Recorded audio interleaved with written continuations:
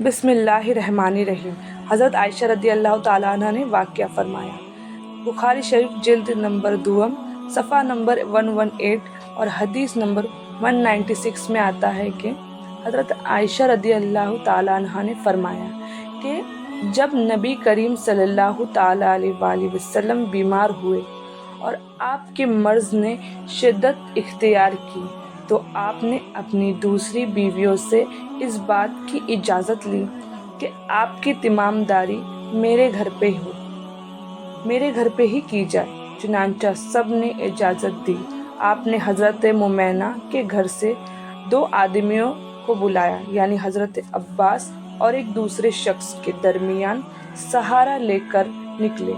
آپ کے دونوں پاؤں کمزوری کی وجہ سے زمین پر لکیر کرتے جاتے تھے۔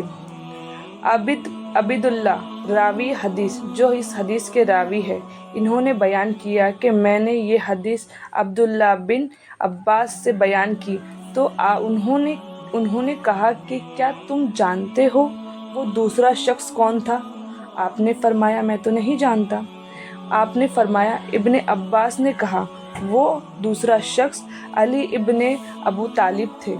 حضرت عائشہ بیان فرماتی ہیں کہ جب نبی کریم صلی اللہ تعالیٰ علیہ وآلہ وسلم اپنے گھر میں یعنی میرے حجرے میں آ گئے اور آپ کی بیماری کی شدت ہو گئی تو آپ نے فرمایا میرے اوپر اسی 7 مشک کا پانی ڈالو جن کے ٹاٹ بند نہ کھولے گئے ہو، شاید میں لوگوں کو وصیت کر سکوں۔